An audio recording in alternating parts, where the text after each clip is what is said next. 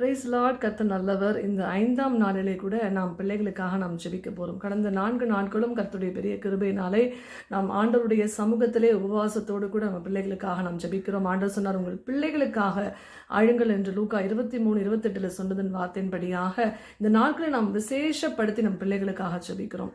எத்தனையோ நியூஸ் நம்ம பார்க்குறோங்க. ஒவ்வொரு நாளும் அநேக பிள்ளைங்க மாண்டுக்கிட்டே இருக்காங்க, தற்கொலை செய்து மறிக்கிறாங்க, அநேக பயமுறுத்துகிற காரியங்கள் நம்ம கேள்விப்படுகிறோம். நம்ம பிள்ளைங்க சந்திக்க வேண்டிய அநேக சேலஞ்சஸ் இந்த உலகத்தில் இருக்குது பாருங்களேன். அப்படின்னா இப்படிப்பட்ட உலகத்தில் நம்ம பிள்ளைங்க வாழணும் அப்படின்னு சொன்னால் அவர்களுக்கு என்ன தேவைன்னா தேவனோடு கூட ஒரு நல்ல உறவு வேணுங்க. ஆகவே இந்த 5ஆம் நாளில் நம்ம எதுக்காக ஜெபிக்க போகிறோம்னா ஜெப வாழ்க்கைக்காக, நம் பிள்ளைகளுடைய ஜெப வாழ்க்கைக்காக நம்ம ஜெபிக்க போகிறோம். நம் பிள்ளைங்க ஜெபிக்கிறவர்களாக இருக்கணும், தேவனை தேடுகிறவர்களாக இருக்கணும், தேவனோடு கூட நடக்கிற இருக்கணும். ஜெபத்தினுடைய முக்கியத்துவத்தை அவர்கள் அறிந்து கொள்ள வேண்டும். பாருங்களேன், இதற்காக நாம் ஜெபிக்க போகிறோம். நாம் ஜெபிக்கும் பொழுது, கருத்தாய் ஜெபிக்கும் பொழுது நிச்சயமாய் ஆண்டவர் நம் பிள்ளைகளுக்குள்ள ஒரு எழுப்புதலை, ஒரு ஜெப எழுப்புதலை தேவன் கட்டளையிடுவாருங்க. நம்ம பிள்ளைகள் ஜெபிக்க வேண்டுமானால் அதில் ஒரு முக்கியமான காரியம் என்ன தெரியுமா? அதில் பெரிய பங்கு வகிக்கிறவங்க யாருன்னு பார்த்தீங்கன்னா பெற்றோர்கள் தான். பெற்றோர்களாகிய நாம ஜெபிக்கிறவர்களாக முதலாவது இருக்கணும். ராம் முழுவதுமாய் ஜெபிக்கிறாருன்னு பார்க்கிறோம். அப்போ ஆண்டவர் ஜெபிக்கிறவராக இருந்த அவர் என்ன செஞ்சார் அப்படின்னா தன்னுடைய சீஷர்களுக்கும் அதை பயிற்சிவித்தார். ஆண்டவர் பூமியில இருந்த நாட்களிலே தன்னுடைய சீஷர்களை அழைத்து கொண்டு போவார். பாருங்களேன், அவர் ஜெபிக்க போற இடத்துல சில இடங்களிலே தன்னுடைய சீஷர்களை அழைத்து கொண்டு போனார். பேதுரு, யோவான், யாக்கோபுக்கு முன்பதாய் சென்று அவர் ஜெபம் பண்ணுவதை நம்ம பார்க்க முடியும். அந்த மறுரூபம் மலையிலே அவர் மறுரூபம் அடைந்த காரியத்தை அவர்கள் பார்க்கிறாங்க. ஜெபிக்கும் பொழுது முகரூபம் மாறிற்றுன்னு பார்க்கிறாங்க. அப்படின்னா ஆண்டவர் அவர்களுக்குள்ளே, அந்த சீஷர்களுக்குள்ளே ஒரு ஜெப ஆசைய, ஒரு ஜெபத்தினுடைய காரியத்தை சொல்லி கொடுக்கிறார், அவர்களை உற்சாகப்படுத்துறாரு. இப்படி ஜெபிக்கணும், அப்போ நம்ம ஜெபிக்கும் பொழுது இப்படிப்பட்ட காரியங்கள் நடக்கும், தேவனுடைய சத்தத்தை நம்ம கேட்க முடியும் என்று சொல்லி ஒரு ஜெப ஆர்வத்தை தூண்டுறாரு. பாருங்களேன், அது மாத்திரமல்ல, நம்ம கெத்செமனே தோட்டத்தில் ஆண்டவர் ஜெபிக்கும் போது இவர்களையும் அழைத்து கொண்டு செல்கிறார். நீங்க விழித்திருங்கள்னு சொல்லிட்டு கல்லறைகிற தூரத்துல போய் அவர் முழங்கால் படிட்டு ஜெபிக்கிறாருங்க. ஜெபம் பொதுவாக நம்ம சொல்லுவோம் அந்தரங்கத்துல செய்யப்பட வேண்டிய ஜெபம் தானே. ஆண்டவர் பாருங்க, ஆனா ஒரு குறிப்பிட்ட தூரத்துல தள்ளி போய் முழங்கால் படிட்டு ஆண்டவர் ஜெபிக்கிறார், இவர்கள் பார்க்கட்டும் என்று சொல்லி. ஏனென்றால் அந்த பழக்கம் அவர்களுக்கு வரணும். ஒரு இக்கட்டான சூழ்நிலை, ஒரு பெரிய ஒரு காரியத்தை அவர் ஃபேஸ் பண்ண போறாருன்னா முதலாவது அவர் ஜெபிக்க வேண்டும் என்றதை சீஷர்களுக்கு காண்பிக்கிறார், கற்றுக் கொடுக்கிறார். முன் மாதிரியாக இயேசுவானவர் இருந்தார். சீஷர்களுக்கு பாருங்களேன், ஏசப்பா ஒரு தாயாகவே இருந்திருப்பார். யோவான் எப்பவுமே ஏசப்பாவோட மார்பில் இருந்தார்னு பார்க்கிறோமே. அப்போ ஒரு தாயை போல, ஒரு தகப்பனை போல இருந்த ஆண்டவர் முன்மாதிரியாக இருந்து அவர் காண்பிக்கிறார். இந்த உலகத்துல ஜெயிக்கணுமா, அப்ப ஜெபிக்கணும் என்பதை காண்பித்து கொடுத்தார். அப்ப நாமும் கூட நம்மளுடைய பிள்ளைகளுக்கு நம்ம வெறும் அறிவுரையாய் சொன்னா அவங்க செய்ய மாட்டாங்க, ஆனா நம்ம செய்து அவர்களையும் செய்ய சொல்லும் பொழுது அவர்கள் அதை செய்ய முடியும். பாருங்களேன், ஆகவே ஒரு ஆசையை தூண்டுங்க. ஜெபத்துல ஜெபிக்க வேண்டும் என்று சொல்லுங்க, தேவன் ஜெபிக்கும் பொழுது பேசுவார்னு சொல்லுங்க. இப்படி அவர்களை உற்சாகப்படுத்தி குடும்ப ஜெபத்துல நீங்க எப்படியெல்லாம் ஜெபிக்க முடியுமோ உங்க பிள்ளைகளை அழைத்து உட்கார வைத்து ஜெபித்து பாருங்களேன். அங்க அநேக காரியங்களை, அநேக மாற்றங்களை உங்க பிள்ளைகளுடைய வாழ்க்கையில நீங்க பார்க்க முடியும். நம்ம உபவாசத்தை ஜெபித்தா பிள்ளைங்க அந்த பழக்கத்துக்குள்ள வருவாங்க. நம்ம எஸ்தரின் புஸ்தகத்துல பார்க்கிறோம், எஸ்தர் 3 நாள் உபவாசத்தை ஜெபிக்கிறாங்கன்னு சொன்னா அவர்கள் அதற்கு பழக்குவிக்கப்பட்டிருக்க வேண்டும். தன்னுடைய சிறிய தகப்பனுடைய வளர்ப்புல அரை நாள், ஒரு நாள் ஃபாஸ்டிங் இருக்க முடியாதவங்களால 3 நாள் ஃபாஸ்டிங் இருக்க முடியாது. அப்போ எஸ்தர் 3 நாள் புசியாமலும் குடியாமலும் இருந்தாங்கன்னு சொன்னா she was trained. அதுக்கு அவங்க முதல்ல பயிற்சி வைக்கப்பட்டிருக்க வேண்டும். அவங்களுடைய நாட்களிலே அவங்க ஒருவேளை ஒரு நாளோ அல்லது 3 நாளோ முன்னாடி உபவாசித்திருக்கணும். அந்த பழக்கம் தான் அவங்க என்ன செய்யறாங்க, 3 நாள் உபவாசிக்கிறாங்க. உங்க பிள்ளைகளை உபவாசிக்க வைக்கிறீங்களா? உபவாசத்தை குறித்து சொல்லிக் கொடுக்குறீங்களா? ஒரு வேளையாவது சாப்பாடை ஸ்கிப் பண்ணி தேவ சமூகத்துல இருந்து சொல்றீங்களா? இல்ல நீங்க ஐயோ என் பிள்ளை பசியா இருக்குமே, பசி தாங்காதுன்னு சொல்லி நீங்களே வேண்டான்னு சொல்லிடுறீங்களா? இல்ல, நிச்சயமாய் உபவாச ஜெபம் நம்ம பிள்ளைகளுக்கு தேவை. ஒரு கிளாஸ் பாலை கொடுத்து நீங்க அவங்களை உற்சாகப்படுத்தி அனுப்பணும். நீங்கள் ஜெபம் பண்ணு, ஒரு 2 மணி நேரம் தேவ சமூகத்தில் காத்திருந்து ஜெபம் பண்ணுன்னு சொல்லி நீங்கள் ட்ரெயின் பண்ணணும். ஒருவேளை மண்டே டு சாட்டர்டே அவங்களால செய்ய முடியலன்னா ஞாயிற்றுக்கிழமை சபைக்கு போகும்பொழுது அது உபவாசத்தோடு போய் மறுபடியும் வந்து ஆண்டவர் சமூகத்தில் ஒரு மணி நேரமாவது ஜெபித்துட்டு அவங்க சாப்பிடலாமே. இப்படி நீங்கள் பழக்க வைக்கணும். இன்னைக்கு நிறைய தீமையான காரியங்கள் நம்ம சுற்றி நடக்கிறது எல்லாமே பிள்ளைகளுக்கு விரோதமாய் அநேக காரியத்தை பிசாசு செய்து கொண்டிருக்கிறான். இவை எல்லாவற்றிலிருந்து நம்ம பிள்ளைகள் தப்ப வைக்கப்பட வேண்டும். ஆனால் அவர்கள் தேவனை தேடுகிறவர்களாக அவர்கள் இருக்க வேண்டுங்க. ஆகவே இன்றைக்கு அதற்காக தான் நம்ம ஜெபிக்க போகிறோம். இந்த தேவனை தேடுவதை குறித்து ஒரு சில வார்த்தைகளை கேட்டுவிட்டு நம் பிள்ளைகளுக்காக நம்ம பாரத்தோடு ஜெபிக்க போகிறோம். அவர்கள் ஜெபிக்கிறவர்களாக அவர்கள் என்று மாற வேண்டும். ஆகவே நம்ம ஜெபிக்க போகிறோம். அந்த வார்த்தையை கேட்டுவிட்டு நாம் ஜெபிப்போம். மத்தேயு 21ஆம் அதிகாரம் 13ஆம் வசனம்.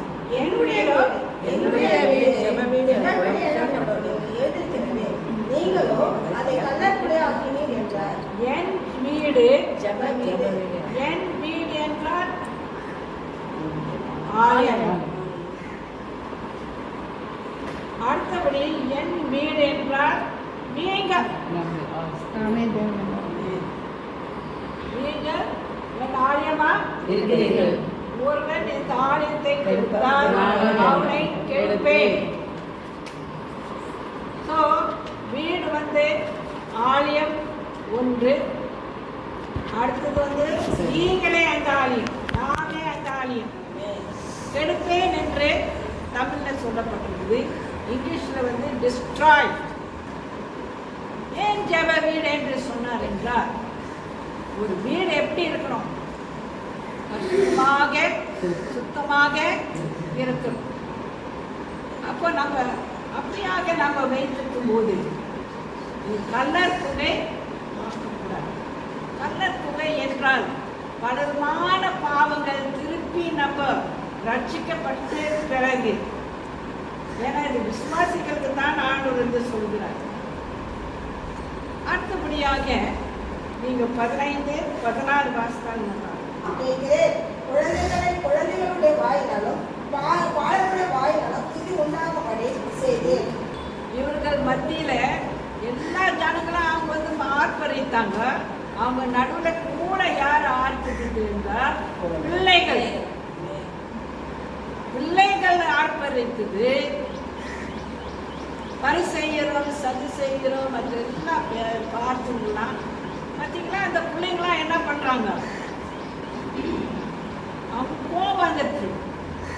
ஏன்னா இயேசுவுக்கு அவர்கள் எதிராளிகளாக இருந்தாங்க. அவங்களாம் கோபப்பட்டாங்க. பிள்ளைகள் துதிக்கிறது. பிள்ளைகள் வாயில துதி உண்டாக்குறது. யார் அவங்க பிள்ளைகளை பகைவர்களா என்ன செய்தாங்க? இயேசுவை பகைத்தவர்கள் கோபம் அடைந்தார்கள். அவங்களுக்கு பிடிக்கவில்லை. அப்ப அந்த துதி என்ன செய்தது? அந்த சத்ருவின் சகல வல்லமையை, அந்த எதிர்ப்பை, இயேசுக்கு இருந்த எதிர்ப்பை முற்றிலுமாக அழித்தார்கள். பார்த்தீங்களா, ஒரு துதியினால என்ன ஆகுறது? எரிகோவின் கோட்டை விழுந்தது போல இந்த பிள்ளைகளுடைய துதியினால சத்ருவை எதிர்த்தார்கள்.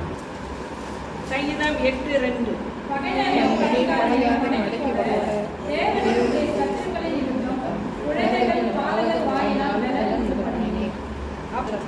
அப்பா சத்துருக்களை முறியடிக்கிறதுக்கு பாலகருடைய வாயில துதியை உண்டாக்கினார் என்று நம்ம வாசிக்கிறோம். அப்ப பாலகர் நம்முடைய சபையில துதிக்க விடணும். அட்லீஸ்ட் ஒரு சாங் பாட விடணும். சாத்தானுக்கு பிடிக்காதது துதி. அதுவும் பாலகருடைய வாயில,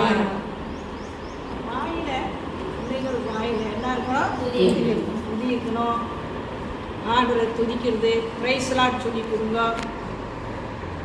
விஷ் பண்ண சொல்லி கொடுங்க, ஸ்தோத்திரத்தை சொல்லி கொடுங்க, ஸ்தோத்திரன்னு சொல்லுங்க.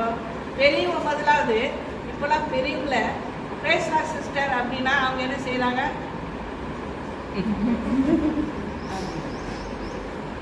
பிரைஸ் லார்ட் வர மாட்டேங்குது. என்ன செய்திருக்கிறான்? சாத்தான் கட்டி வைத்திருக்கிறான். சொல்லாதபடிக்கு, துதி சொல்லாதபடிக்கு வாயை கட்டி. அப்ப நீங்க பாருங்க, இந்த துதியில பிள்ளைகள் துதிக்கிறதுல எவ்வளோ விசேஷமான. அப்போ நம்ம துதியாவிட்டால், ஜெபியாவிட்டால், ஒரு குழந்தை ஜெபியாவிட்டால், இல்லை பெரியவங்க ஜெபியாவிட்டால், வாலிபர் ஜெபிக்க விட்டால் ஒரு சிறு குழந்தையில நம்ம துதிக்க ஜெபிக்க கற்றுக் கொடுத்தாதான் அவங்க வாலிப காலத்தில் வந்து அவங்க அதை பின்பற்றுவாங்க. சிறு குழந்தையிலேயே அது வந்து நம்ம என்ன செய்யணும், அதை முழுக்க வைக்கணும், ஊன்ற வைக்கணும். பெற்றோர் தாயும் தகப்பனும் எங்களை ஜெபத்திலையும் வேத வாசத்திலையும் வளர்த்தாங்க. நான் என்னுடைய 80வது வயதுக்குள்ள பிரவேசிக்க போகிறேன் கர்த்தருக்கு சித்தமானானே தெரியல. ஆண்டவர் எத்தனை நாட்களோ மாசமோ அது தெரியாது. ஆண்டவருடைய சித்தம் என்ன. ஆனால் வந்து அப்படியாக இந்த நாள் வரைக்கும் அந்த அதிகாலையில் எழுந்து ஆண்டவரை துதித்து பாடி அவரை மகிமைப்படுத்துகிறது இந்த நாள் வரைக்கும் இருக்குது. ஏனென்றால் அது சிறு குழந்தையிலேருந்து அப்படியாக நம்ம வளர்க்கப்படும் போது அந்த நமக்கு ஜெபியாம போனோம்னா அதனுடைய விளைவுகள் என்ன என்று ஆதியாகமம் நமக்கு அதில் சொல்லப்பட்டிருந்து. ஏனென்றால் ஆதாம் ஏவாள் எப்படி இருந்தாங்க, சந்தோஷமாக தேவனுடைய சன்னிதானத்தில் இருந்தாங்க. ஆனால் வந்து அவங்க என்ன ஆனாங்கன்னா தேவ மகிமையை இழந்தாங்க. ஏன் அவங்க முதல்ல என்ன செய்தாங்க, அவர்கள் தேவனுடைய கட்டளைக்கு மீறினார்கள். தேவனுடைய கட்டளையை மீறினார்கள். முதல் பாவம் என்ன மனுஷன் செய்தனா, கீழ்படியாம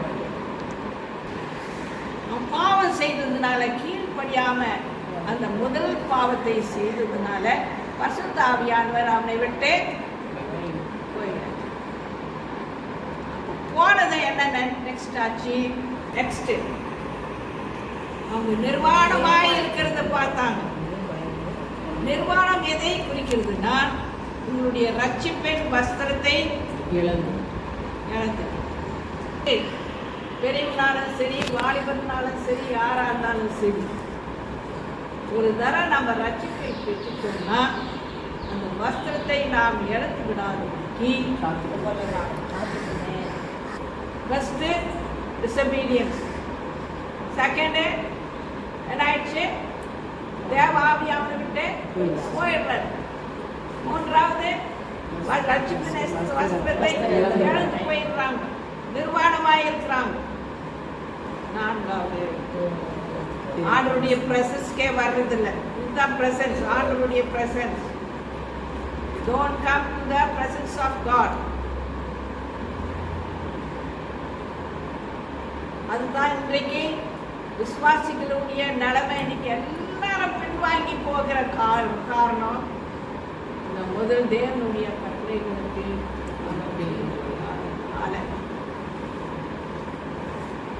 நமக்கு ஜபம் இல்லைன்னா இதனுடைய விளைவு, அதனுடைய விளைவு தான் இருக்கு. ஏன்னா இன்னைக்கு யார் யார் ஆண்டவரை கூப்பிடாம இருக்கிறாங்களோ, யார் கூப்பிடாம இருக்கிறாங்களோ தேவா கோபாக்கனை அவர்கள் மேல வரும் என்று எரேமியா எழுதின புஸ்தகத்துல 10ஆம் அதிகாரத்துல 24ஆம் 25ஆம் வசனத்தை நீங்க வாசிக்கலாம். அப்போ ஒரு விசுவாசனுடைய நிலைமை ஜப குறைவுனால என்ன ஆயிடுது, தேவ கோபாக்கனை நம்ம மேல வருகிறது. ஏன் நமக்கு இந்த கஷ்டம், ஏன் எனக்கு இந்த துன்பம், ஏன் நாம் இருக்கிறோம், அவங்க அப்படி இருக்கிறாங்களே, நாம் இப்படி இருக்கிறோமே. உங்களுக்கு என்ன இல்லை, சபம் பண்ண முடியாது. நம்ம ஜெபிக்கவும் செய்யணும், வேதத்தை வாசிக்கவும் செய்யணும். அப்பதான் நம்முடைய ஆவிக்குரிய மனுஷன் வளர முடியும். ஏனென்றால் நம்ம பார்க்கிறோம், இன்னும் அதிகமாக நம்ம தேவனை அறிய வேண்டும், ஜெபிக்கவும் வேண்டும். நம்ம ஜெபம் செய்யறது ஆண்டவரோட பேசுகிறது, ஆண்டவரோட நம்ம பேசுறோம். ஆனா அப்படி கிடையாது, வேதத்தை வாசிக்கிறது அப்படி கிடையாது. தேவன் நம்மோட பேசுகிறார், வசனம் உங்களோட பேசுகிறது, உங்களை சுத்திகரிக்கிறது, உங்களை உன்னதமாக சுத்தமாக்குகிறது, உண்ணாமரோட கிட்ட ஃபாதர் பாடிக்கிறார் பாருங்க. இன்னும் உண்மை அறியணுமே, இன்னும் கிட்டி சேரணுமே, இன்னும் உண்மை அறியணுமே, இன்னும் கிட்டி சேரணுமே. ஆண்டவரை கிட்டி கிட்டி சேரணும், இன்னும் உயர உயர உயர உயர அவர்கிட்ட போகணும். உன்னுடைய ஆவிக்குரிய மனுஷன், ஆவிக்குரிய ஜீவியம் இன்னும் மேலாக வளர்ந்துட்டே இருக்கும். அப்பதான் நாம் போய் சேர வேண்டிய அந்த பரலோக ராஜ்யத்துக்கு நம்ம எப்படி இருக்கோம்? யோபு என்ன சொல்கிறார் பாருங்க, 21ஆம் அதிகாரத்துல 14 வசனத்திலிருந்து 17ஆம் வசனம் வரைக்கும் யோபு என்ன சொல்கிறார்? நம்ம ஜெபிக்காவிட்டால் நம்முடைய விளக்கு ஆவியானவர் உங்களுக்கு போயிடுவார். இதுதான் ஒரு வாலிபருக்கு ஆனாலும் சரி, பிள்ளைகளுக்கும் ஆனாலும் சரி, பெரியவங்களுக்கும் ஜெபியாவிட்டால் இதனுடைய விளைவுகள், ஜெபித்தால் அதனுடைய பலன். ஆமேன். கர்த்தர் நல்லவர். கேட்ட வார்த்தையின்படியாக ஜெபம் ஜீவனா இருக்குதுங்க. நம்ம எப்படி நம்ம சுவாசத்துக்கு ஆக்சிஜன் தேவையோ, நம்ம இந்த பூமியிலே வாழ்ந்து ஜெயித்து தேவனுடைய ராஜ்யத்துக்கு போக வேண்டுமானால் நமக்கு ஜெபமானது ஜீவனாக ரொம்ப அவசியமாக இருக்கிறது என்பதை நம்ம பார்த்தோம். நம்ம பிள்ளைகள் அப்படியாக ஜெபிக்கிறவர்களாக நம்ம பிள்ளைகள் இருக்கணும். ஜெபித்தா அதுக்கான பலன் உண்டுன்னு பார்த்தோம். ஜெபிக்காவிட்டால் எப்படி தேவனுடைய ராஜ்யத்தையே, ஒருவேளை தேவ சமூகத்தை நம்ம இழந்து, நம்ம எல்லாவற்றையும் இழந்து போகிறவர்களாக நம்ம இருக்கிறோம் என்று பார்த்தோமாகவே ஜெபமானது ரொம்ப முக்கியமான ஒரு காரியமா இருக்குது. அதுக்கு எல்லாம் முன்மாதிரியாய் பெற்றோர் தான் இருக்க வேண்டும். விசேஷமாய் தாய்களுடைய ஜெபம், தாய்மாருடைய ஜெபம் ரொம்ப விசேஷமா இருக்கிறது பாருங்க. ஆகவே நம்ம ஜெபிக்கிற ஒரு தாயாக, ஒரு தகப்பனாக நாம் இருந்து பிள்ளைகளுக்கு முன்மாதிரியா இருந்து காண்பிக்கும் பொழுது அவர்களும் அந்த ஜெபத்திலே அவர்கள் வளர்க்கப்படுவார்கள் தேவனால. ஆகவே இதுக்கெல்லாம் இன்னொரு முக்கியமான காரியம் பரிசுத்த ஆவியானவருங்க. அவர் தான் ஜெபிக்க கற்றுக் கொடுக்கிறவர். நம்ம ஜெபிக்க வேண்டியது இன்னதென்று அறியாத பொழுது வாக்கு கடங்காத பெருமூச்சுகளோடு வேண்டுதல் செய்கிற பரிசுத்த ஆவியானவர் வந்துட்டாருன்னா எப்படி ஜெபிக்க வேண்டும் என்று சொல்லிக் கொடுப்பார். அந்த ஜெபத்துல ஒரு ஆர்வத்தை கொடுப்பார். அந்த ஜெப ஆவி ஊற்றப்பட வேண்டும் என்று நம்ம ஜெபிக்கணும். நம்ம பிள்ளைகள் மேல ஆண்டவர் அந்த ஜெபத்தின் அபிஷேகத்தை அவர் ஊற்றணும். அப்படி இருக்கும் பொழுது அவங்க விடாம தேவனை தேடுவார்கள். ஜெபிக்கிற ஒரு ஆர்வம் உண்டாகும் பாருங்களேன். ஆகவே இந்த நாள்ல நம்ம தேசத்துல வாலிபர்கள் மத்தியில தேவன் ஒரு ஜெப அபிஷேகத்தை, ஒரு ஜெப ஆவியை ஊற்றும்படி நம்ம பிள்ளைகள் ஒவ்வொரு மேலையும் ஆண்டவர் அந்த அபிஷேகத்தை ஊற்ற வேண்டும். நம்ம பிள்ளைகள் ஜெபிக்கிறவர்களாய் மாற வேண்டும். இதுக்காக நம்ம ஜெபிக்கலாமா? அப்பாவே, நாங்கள் நன்றியோடு ஸ்தோத்திரிக்கிறோம், துதிக்கிறோம். கர்த்தாவே, அன்புள்ள பரலோக பிதாவே, உடைய குமாரனாகிய இயேசு கிறிஸ்துவின் நாமத்தில் இதோ ஆண்டவர் இந்த 5ஆம் நாளிலே பிள்ளைகளுக்காக உபவாசித்து உங்க சமூகத்தில் இருக்கிறோம் ஐயா. ஆண்டவரே, எங்க பிள்ளைகள் கர்த்தாவே ஜெபிக்கிறவர்களாய் மாறும்படியாக இந்த நாள்ல ஜெபிக்கிறேன் சுவாமி.